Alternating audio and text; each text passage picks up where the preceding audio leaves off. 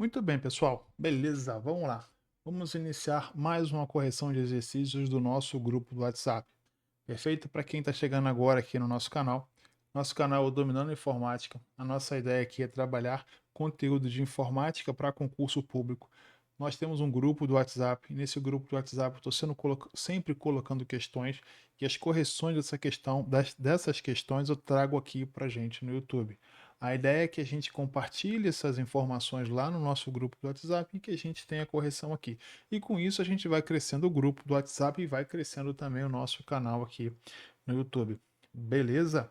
Então vamos lá, né? E por óbvio, se você não é inscrito, se inscreve aí no nosso canal, dá um like, começa a seguir a gente, enfim, curte, e faz o que você tiver que fazer, não deixa de estudar, lógico. Vem aqui pro YouTube para aprender, caia nesses canais aqui, tem muito canal assim como esse, canais de muita qualidade, que sempre vão trazer informações para vocês, beleza? Então vamos lá começar a correção dos nossos exercícios. São 10 questões de hardware e armazenamento. Questão essas saídas da banca FGV. Beleza? Ah, e outra coisa, tudo que eu vou explicando para vocês aqui ao longo dessa aula vai estar no material que também vai estar abaixo no link para vocês poderem baixar.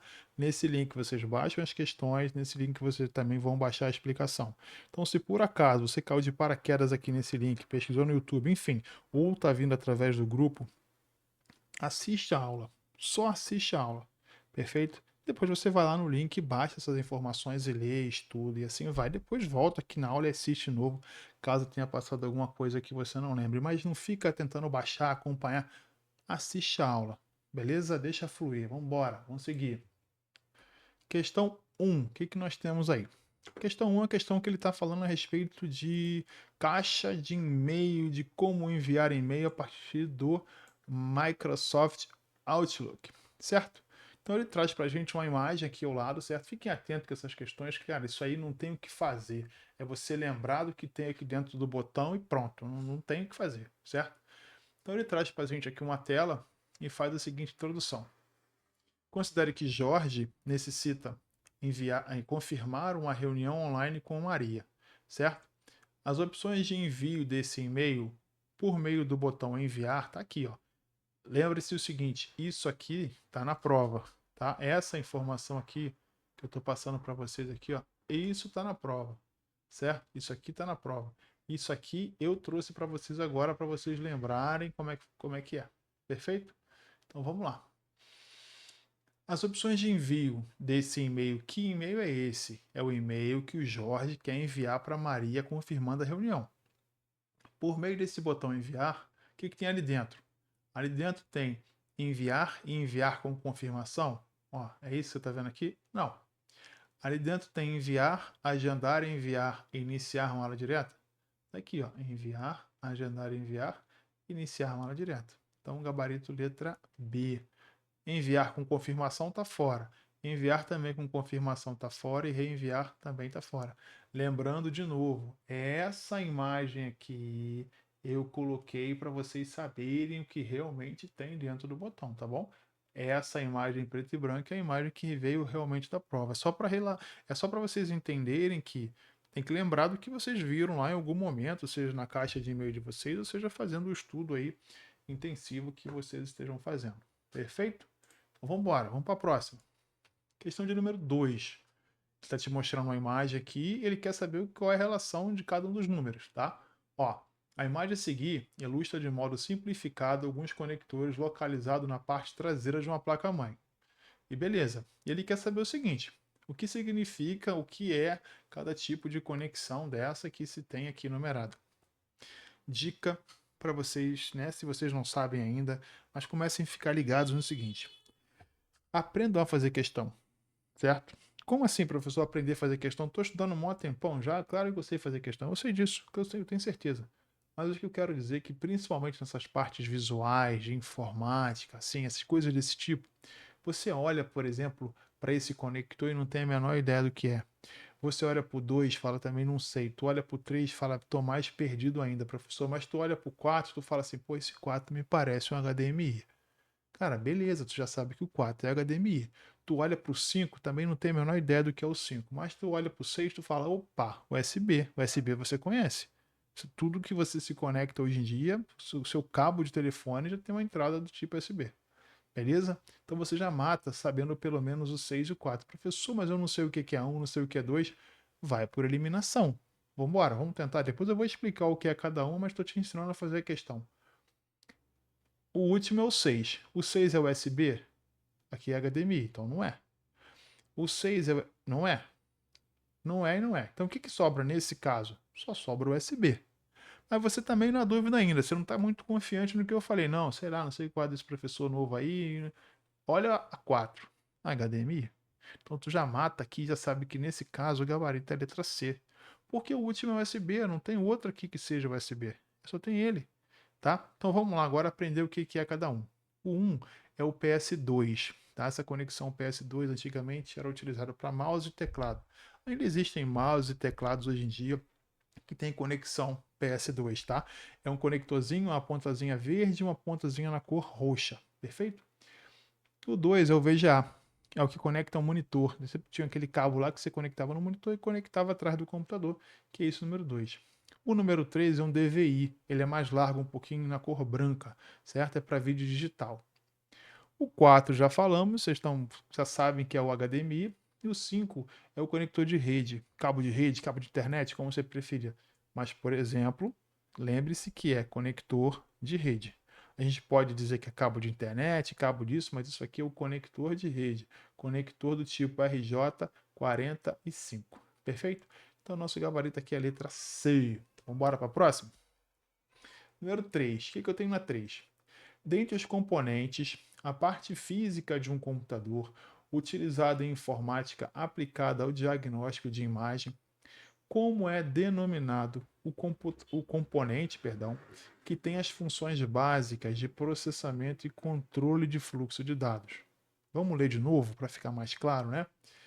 Dentre os componentes, a parte física de um computador, utilizada em informática aplicada ao diagnóstico por imagem, como é denominado o componente que tem a função básica de processamento e controle de fluxo? Nota que ele dá uma volta para te perguntar qual é o componente responsável pelo processamento e controle de fluxo, desculpa. Antes disso, eu quero explicar uma coisa. Computador, eu tenho entrada de dados, eu tenho processamento do dado e eu tenho a saída do dado. Então, no computador, o dado entra, ele é processado e o dado sai. Você abriu o seu computador, digitou lá alguma informação, essa informação ela está entrando no seu computador. O seu computador vai pensar, vai trabalhar essa informação e vai trazer para você na tela de forma de saída de dado. Quem segura aquela informação processando ali, quem segura aquela informação enquanto está sendo processada são as memórias. Tá? Depois a gente vai se aprofundar mais nisso aí.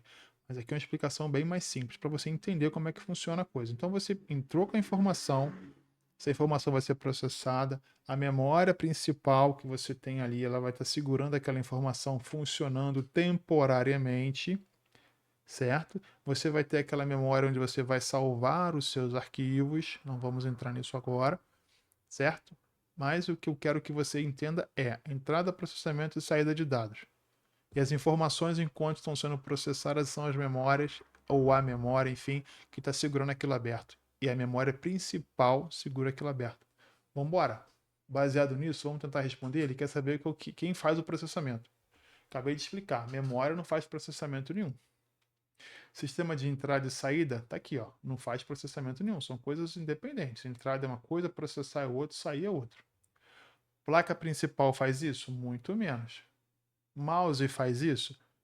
Mouse é entrada de dados. Professor, mas como assim mouse é entrada de dados? Você não pega o mouse e coloca o cursor em cima do botão de login e loga. Você não bota em cima do botão cadastrar e cadastra. Você não clica lá no X da janela e fecha. Então, é entrada de dado. Então, o que resta para a gente aqui, ó, letra D. Unidade central de processamento. Perfeito? Vamos para o próximo? Muito bem. A internet foi uma das maiores. Preste atenção, que banca adora fazer isso. Banca adora pegar uma questão enorme, falar e perguntar coisas ali no meio e você acaba chegando no final, acaba de ler, você está tudo embolado. Presta atenção no que ele realmente está pedindo. Vamos embora. A internet foi uma das maiores revoluções tecnológicas dos últimos anos. Ah, beleza. Certamente mudando a forma como vivemos, sem dúvida. Em contrapartida, por conta dessa evolução, tivemos que nos aprofundar tanto do ponto de vista pessoal quanto no ponto de vista profissional, em vários conceitos e novas ferramentas. Conceitos como internet, intranet, extranet e ferramentas como e-mail e webmail e navegadores passaram a ser um conhecimento obrigatório para todo ser humano conectado. Então ele está te dizendo o seguinte, ele deu uma contextualização e está dizendo, ó, você tem que conhecer de internet, de intra, de extranet e ferramentas de webmail e e-mail para responder essa questão. É isso que ele está te dizendo, tá bom? Então vamos lá. Então ele começa aqui, ó.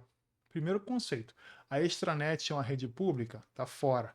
A extranet é uma rede privada. Então tu já sabe que a letra A, tchau e benção. Daqui a pouco eu explico melhor sobre isso aqui. Vamos lá. Letra B. O atalho Ctrl T, aí você pensa assim, ih, professor, eu não sei nada de atalho, então deixa ela quieta aqui. Vamos eliminar as outras. E-mail e webmail são termos intercambiáveis? Não sei, professor, confundi, hein? Vamos embora. Navegador Microsoft Edge utiliza o motor de renderização. Nossa, professor, nem sei que danado é isso. Vamos embora.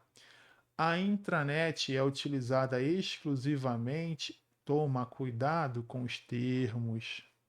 Tem outro aqui no final, ó. Veio esse negócio de exclusivamente, apenas.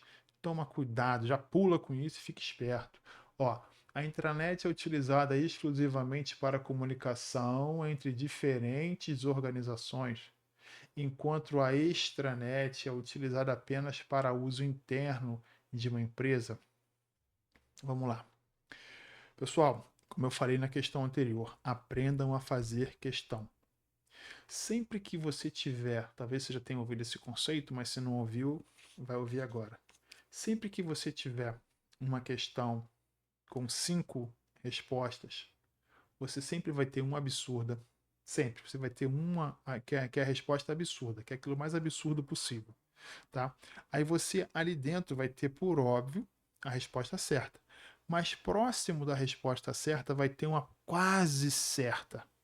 Então nota bem, você vai ter uma absurda, certo? Com 5, aqui a gente tem 5, tá? A gente tem 5. Você vai ter uma resposta que é absurda, você vai ter a certa, você vai ter a quase certa e as duas erradas. Sempre vai ser dessa forma. Quando for somente 4, aí você vai ter uma resposta absurda, você vai ter uma errada, uma certa e uma quase certa para te confundir. Isso é regra, beleza? Então vamos embora. Fique esperto com isso aí, tá? Então vamos embora, olha só. Aqui, ó, a extranet é uma rede pública, já pula fora. Extranet, ela é privada. O que é a extranet? Para ficar bem simples a explicação.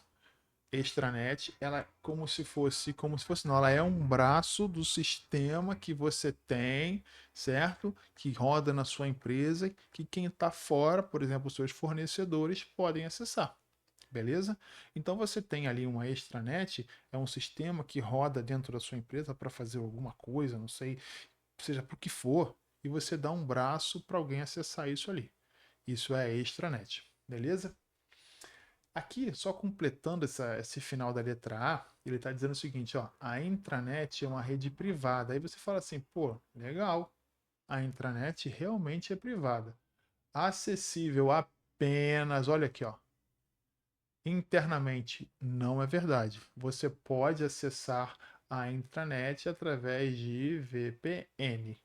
Ou seja, é o home office hoje em dia, certo? No home office que se tem hoje em dia, você está dentro da sua casa acessando o sistema da tua empresa ou acessando funções dentro da tua empresa através de uma VPN. Perfeito? Então vamos lá. Deixa aqui a B paradinha, deixa a B quietinha aqui, né? Vamos para o C. Ó, e-mail e webmail são termos intercambiáveis. E-mail, pessoal, é aquilo que você recebe. Eu estou encaminhando um e-mail para você. Aquela caixa de e-mail que você abre via internet, o Gmail ou o Outlook, quando você entra na internet, que você acessa lá o seu Outlook ou o seu Gmail, aquilo é o web e-mail, certo? Você troca e-mails dentro da sua caixa de web e-mail. Perfeito? Conseguiu entender isso aí? Então, beleza. Então, isso aqui não são termos intercambiáveis. Uma vez que ambos indicam leitura. Não, isso aqui também está fora. Tá bom? O navegador da Microsoft Edge, né, o navegador Microsoft Edge, utiliza o motor de renderização Gecko. Não, ele não utiliza o motor de renderização Gecko. O Gecko realmente ele é do Mozilla Firefox, mas o Microsoft Edge ele utiliza o motor de renderização do Google, que no caso é o Chromium. Não confundam com Chrome. Chrome é Chrome, Chromium é Chromium, beleza? Então o motor de renderização que o Microsoft Edge utiliza é o mesmo do Google, chamado Chromium. Perfeito? E aqui a intranet é utilizada exclusivamente para comunicação, também está fora, então o que resta para a gente é a letra B. Perfeito? Que nós temos aqui a resposta à letra B. Ctrl T é a forma que eu tenho de abrir ali as minhas novas abas de navegadores, tanto no Mozilla Firefox quanto no Chrome ou no Microsoft Edge. Beleza? Show de bola? Teve bastante conteúdo para a gente aqui, né, pessoal? Fiquem atentos. E repetindo, tudo isso que eu estou falando aqui vai estar junto com material para você ler, explicação questão a questão. Vamos embora? O mundo da computação ou informática está presente na nossa vida praticamente todos os dias, em quase todas as horas. Fique esperto com isso aí também, tá? Não vai perder tempo aí, internet de bobeira, não. Vai estudar. Este mundo incrível possui dois componentes fundamentais para o seu funcionamento: hardware e software, corpo e alma. Assinale a opção que melhor define a diferença entre hardware e software. Presta atenção. Hardware, parte física do computador. Software, parte lógica do computador. Tudo aquilo que você pode pegar, tudo aquilo que você põe à mão é hardware, é a parte física. Aquilo que você não pode pegar, óbvio, aquilo que você faz a coisa acontecer ali, que no caso são os programas, são os software. Toma cuidado, essa questão mesmo é uma. Toma cuidado que eles costumam dizer o seguinte: software é só sistema operacional. Não. Software, por ser lógico, é sistema operacional, é aplicativo de escritório, é antivírus, tá? Então fica ligado nesse tipo de coisa, tá? Então vamos lá. O hardware é a parte física de um sistema de computação. O professor acabou de falar, ó, resposta certa é letra A. Outra coisa, toma cuidado com letra A, pelo amor de Deus. Então vamos continuar. Enquanto o software são os componentes responsáveis. Lembra daquela coisa que eu falei quase agora, do absurdo? Olha, a questão A ela é absurda, porque ela está dizendo o seguinte: hardware é a parte física de um sistema de computação, enquanto o software são os componentes. Porra, pelo amor de Deus, tu tá acabando de dizer que hardware é a parte física, como é que software vai ser componente? Beleza? Então fica ligado nessas coisas, pelo amor de Deus. Vamos pro próximo. O que ele está dizendo no próximo é o seguinte: o hardware refere-se a componente. Olha aí, tá bonito isso aqui, hein? Componentes físicos de um computador, tá lindo. Enquanto o software é o conjunto de instruções que permite que o hardware funcione, de maneira controlada. Aí você fala assim, professor, não sei não, tá estranho, mas tá quase certa. Ó, tu já achou a quase certa. Vamos pro próximo. O hardware abrange dispositivo como monitor e impressora. Perfeito. Monitor e impressora. Monitor, saída. Impressora, saída. Enquanto o software inclui apenas, vou nem falar nada, só vou circular, sistemas operacionais. Não é, acabei de falar. Você tem um antivírus, você tem um aplicativo de escritório, tudo isso também é software. E aqui ele está dizendo que é apenas, então está fora. Isso aqui também passou longe. O hardware ele é imutável e nunca precisa de atualização. Claro que precisa de atualização. Claro que o hardware precisa de atualização, tá bom? Então também está fora. Letra E. O hardware executa as funções do sistema de forma independente.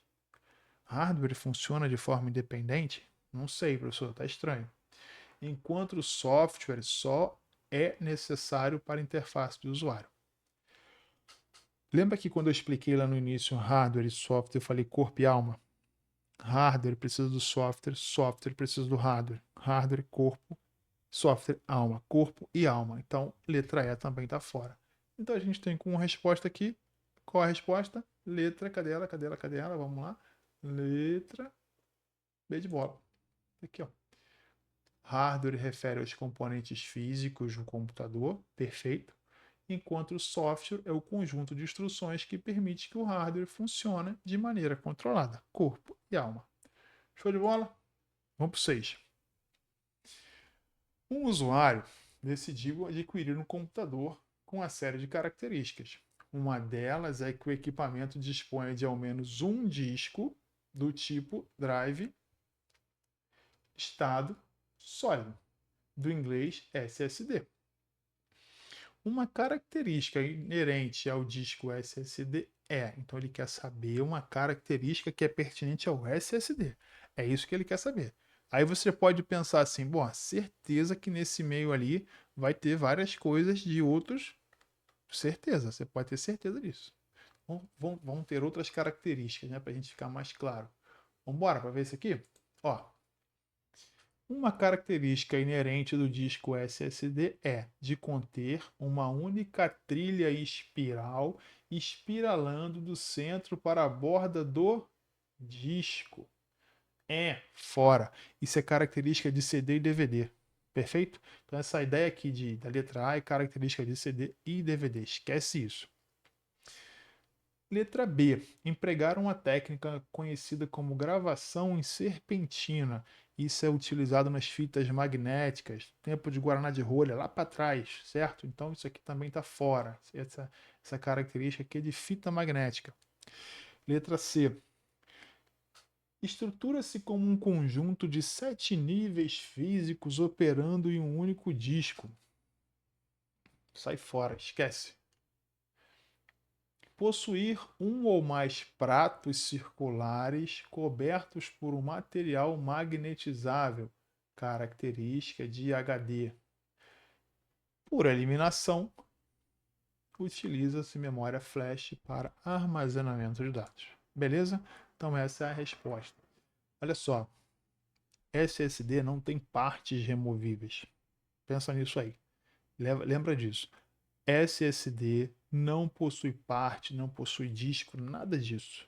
Então você olhou a questão, está falando de partes. Pô, professor, mas está falando de parte aqui. Que parte que ele está dizendo aqui? Ó? Pratos circulares, material magnetizável, partes. Falou de partes, está fora. Beleza? Vamos para o próximo. São 10, né? Estamos na 7. Na configuração de e-mail, avalie se o filtro de spam, né? Tá dizendo que avalie, ele está pedindo para você dizer ali para fazer uma avaliação. Avalie se o filtro de spam é um recurso usado para anexar automaticamente arquivos ao e-mail. Você não anexa nada com spam. Você vai anexar com anexo. Spam é spam. Você vai criptografar e-mails confidenciais. Não, esquece, não se criptografa nada com spam. É isso que sobra para a gente ali. A 3 está dizendo o quê? Bloquear e-mails indesejados. Realmente, certo? É isso aí. Bloquear e-mails indesejados. E é muito comum a gente já ter essa ideia. Veja se não caiu. Eu te mandei um e-mail aí, vê se não caiu na caixa de spam. Ih, rapaz, estou recebendo spam direto. Essas ligações que eu recebo aí no meu telefone, tudo spam. É spam. Beleza? Então, spam, essa ideia aqui do spam é bloquear e-mails indesejados ou suspeitos. Então, no nosso caso aqui, a resposta é a letra B, B de bola. Então, essa é a função do filtro de spam, tá?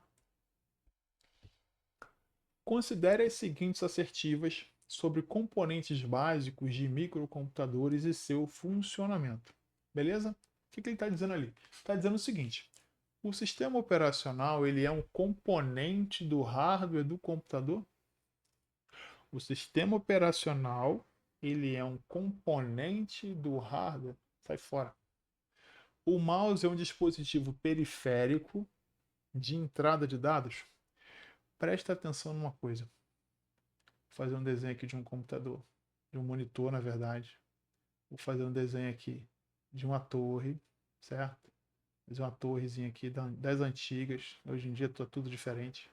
Aqui é um monitor, certo? Maravilha, que monitor torto. Aqui eu tenho o meu teclado Pá, pá, pá, pá, pá, pá, pá, pá. E aqui eu tenho o meu mouse que ainda é com fio. E aí tem fio e ainda tem fio. Periférico vem de periferia. É o que está em volta. Então, quando ele fala periférico de entrada, é algo que esteja em volta que faz a entrada da informação no computador.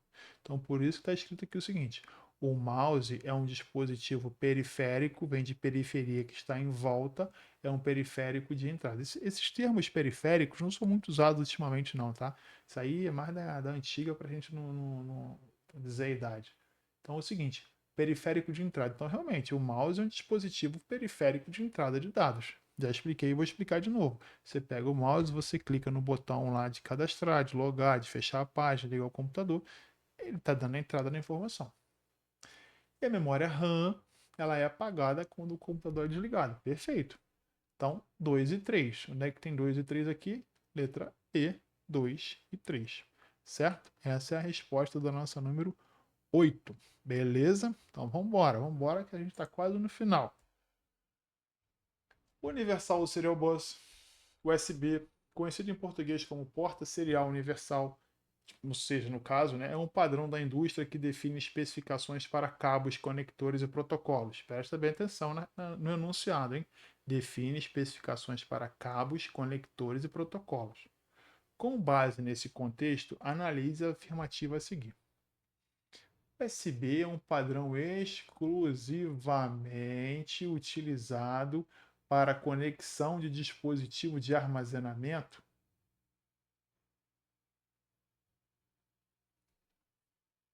Não, claro que não. Você tem, por exemplo, USB para conectar um teclado. Você tem teclado USB, você tem mouse USB. Então você não tem conexão simplesmente exclusivamente utilizado para conexão de dispositivo de armazenamento, porque a gente acaba achando que é só para o pendrive. Não é, tá? Então fica ligado nisso. A gente vai aqui para o próximo. A função do USB OTG permite a conexão de dispositivos externos ao smartphone? Sim, você pode pegar esse OTG, ligar no seu telefone, por exemplo, e conectar um mouse ali, certo? Isso é um OTG. Então, beleza. A taxa de transferência de dados USB varia de acordo com a versão do padrão. Sim, tá certo. Podendo chegar a 40 gigabits por segundo no USB 4.0. Perfeito. 2 e 3, então a gente tem isso perfeito. Então a resposta aqui é a letra D, 2 e 3. Beleza? Agora vamos para a última, né? Vamos matar essa fatura aí para a gente encerrar isso aí. Beleza? Vamos para a nossa questão de número 10. As memórias USB são mais conhecidas no Brasil como pendrive. São dispositivos de armazenamento baseados em memória flash, NAND, conectados ao computador através de uma porta USB. Elas são removíveis, assim pode-se facilmente transportá-las de um local para o outro. Em inglês, o que chamamos no Brasil de pendrive chama-se USB stick, USB memory, USB drive, flash drive ou thumb drive. Sobre o pendrive, é correto afirmar o quê? Atualmente, preste atenção, o que a gente pode afirmar? Atualmente trazem uma capacidade de armazenamento muito inferior a outras mídias de armazenamento removíveis, como disquete, mídias ópticas CD e DVD. Só pelo fato de você saber que o USB ele é mais recente do que isso aqui tudo, já indica que isso aqui está errado. Só o fato de você olhar e falar assim, atualmente trazem uma capacidade de armazenamento muito menor. O que evolui para armazenar menos dados, né? Não faz sentido, tá? Então, letra A está errada. Não, isso não é real. Letra B. Ao serem instalados no computador, ou seja, quando eu plugo um pendrive no computador, eles são reconhecidos como uma unidade, tal como um disco rígido ou um SSD. Pode-se ler e gravar arquivos? Vamos lá, está começando a fazer sentido. Estão disponíveis em formato físico padronizado, porém com as mais diferentes capacidades? Vamos lá, será que é isso? Será que ele está dizendo, será que isso é certo, né? Letra D. Funcionam totalmente diferentes do SSD, não apresentando problema de vida útil, né? Vamos lá? Vamos para a letra E. Seu desempenho é sempre o mesmo, independente do chip e da versão de barramento USB? Pessoal, essa questão aqui é bem interessante. Por quê? Porque ela traz um conceito de disquete, tá? O armazenamento de disquete era um tipo menor, depois veio o CD com armazenamento maior, todos eles ainda em mega, tá?